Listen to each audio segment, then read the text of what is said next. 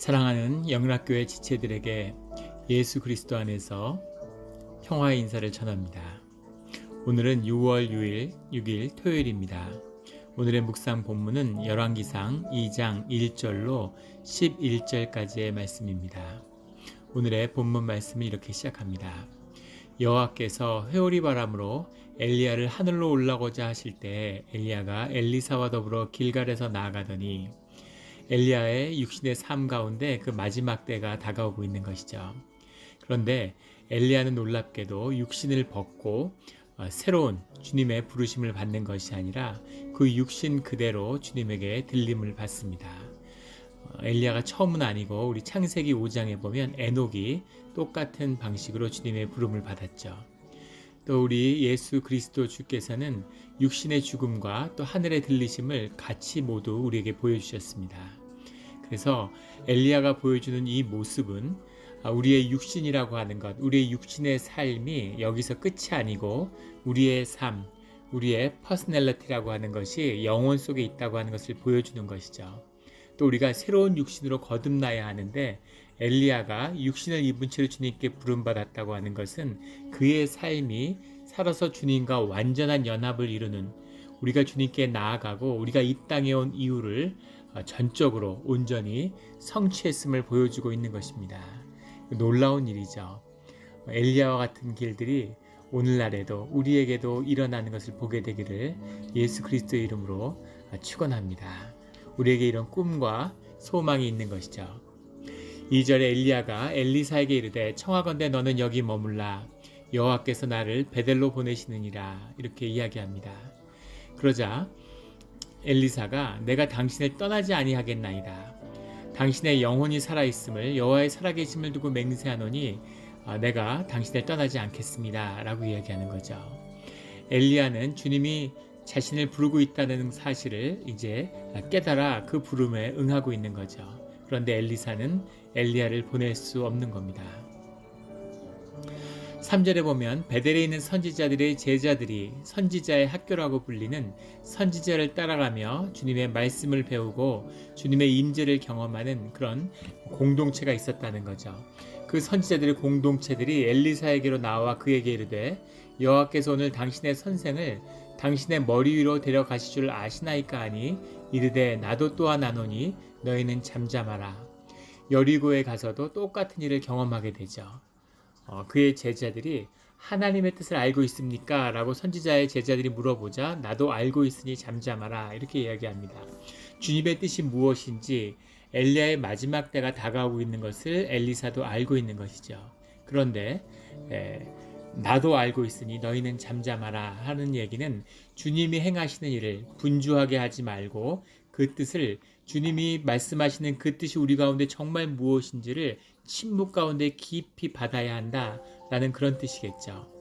그런데 왜 엘리야는 엘리사를 두고 혼자 가려고 했을까 하는 것이 하나 의문입니다. 혹자는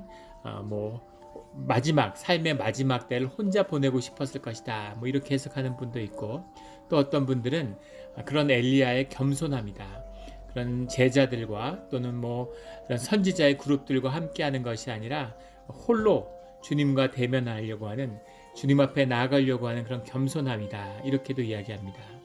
또 혹자는 엘리사를 시험하기 위한 것이었다. 왜 계속 엘리사를 띄워놓으려고 했을까?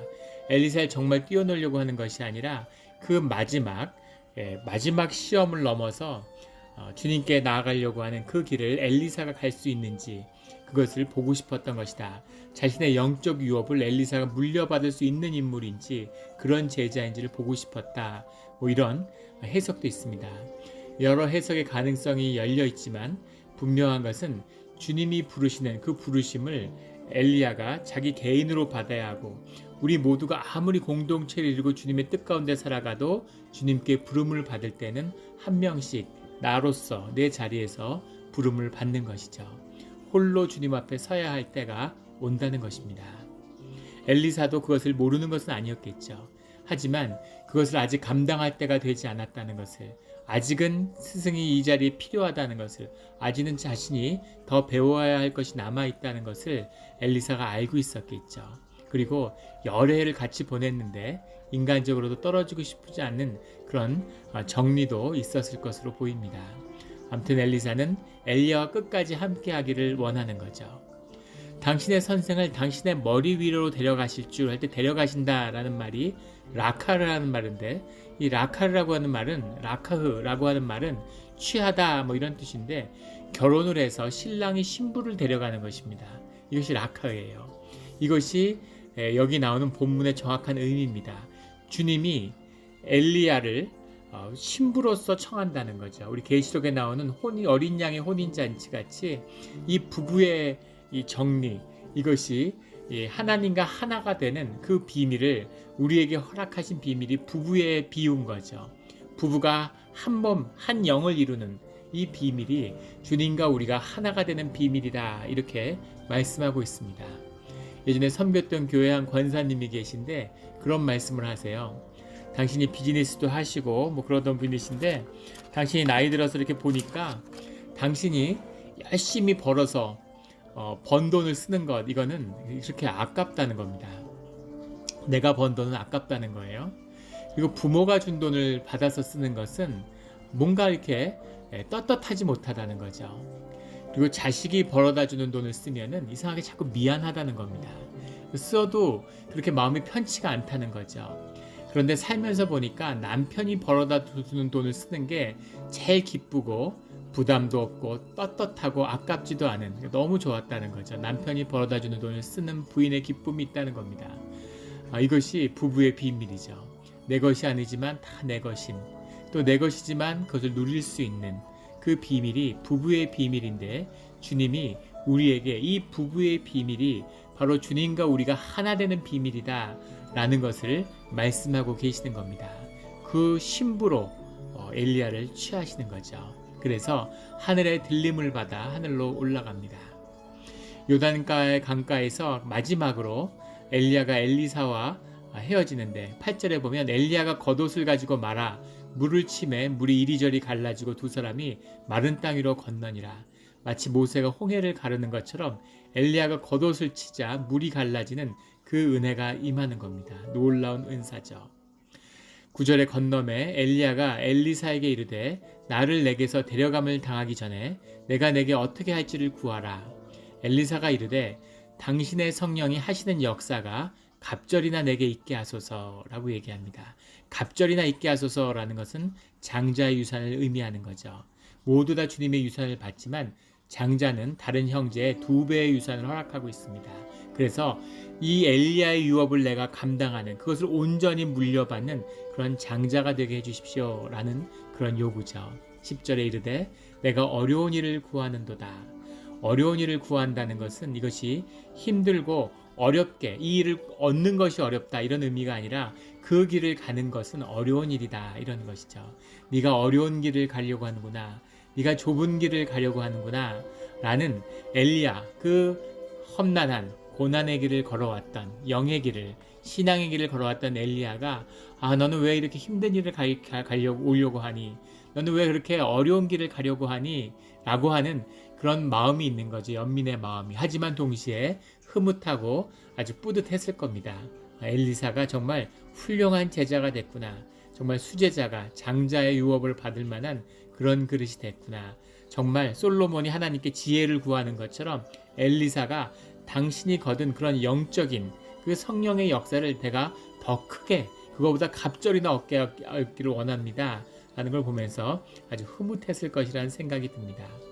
그러나 나를 내게서 데려가시는 것을 내가 보면 그 일이 내게 이루어지려니와 그렇지 아니하면 이루어지지 아니하리라. 이 말씀은 이것을 허락하는 이 성령의 능력이 내게 있는 것이 아니라 주님께 있는 것이다. 주님이 나를 데려가는 그 모습을, 하나님의 능력이 임하는 것을 너에게 허락하셨다면 같이 우리가 요단강을 건넌 것처럼 이 요단강을 건너는 이 능력의 길을, 그 끝을 주님이 함께 하시게 허락하신다면 내게 임한 그 능력을 내게도 허락하실 것이다 라고 하는 그런 말씀인 거죠. 그 모든 능력의 근원이 주께 있음을 고백하는 겁니다. 11절에 두 사람이 길을 가며 말하더니 불수레와 불말들이 두 사람을 갈라놓고 엘리야가 회오리 바람으로 하늘로 올라가더라. 불이라는 건 주님의 임재인데 불수레라는 것, 수레라는 건 메르카바죠. 불타는 메르카바라고 하는 것은 주님의 완전한 임재와 연합을 상징하는 것입니다. 그래서 유대인들은 이 불수레 엘리야가 탔다는 건 인간에게 허락한 하나님의 온전한 형상이 이루어졌음을 증거하는 것이라고 받아들이죠. 자기의 실현이라고 하는 하나님이 이 땅에 보내신 이유와 목적과 그 소명을 받아서 그 가운데 자기를 하나님이 주신 형상을 완전히 이루었다는 그 상징이 바로 이 불수레라는 겁니다. 그래서 이 불수레에 올라탔다는 것은 이 땅에 와서 해야 할 모든 일이 하나도 끝나지 않고 다 마무리되었다는 거죠. 우리의 인생이 엘리야와 같기를 원합니다. 삶에 미련이 있고 더 살아야 될 이유가 있고 가지 않으려고 발버둥 치는 것이 아니라 또 이 상에서 힘들고 그 고난을 감당하지 못해서 떠나고 싶어하는 그런 마음이 아니라 숙제가 끝나지 않아서 육신이 죽어가는데도 그 소명이 끝나지 않은 미련 속에서 힘들어하는 것이 아니라 모든 것을 건강한 육신이 있을 때 우리의 삶을 살아갈 만한 충분한 에너지가 있을 때 주님이 주신 삶의 숙제가 다 온전히 끝나서 불수레를 타고 주님께 가는 온전한 자기 실현이 이루어지는 우리의 삶의 자리가 되기를 예수 그리스도의 이름으로 축원합니다. 아멘.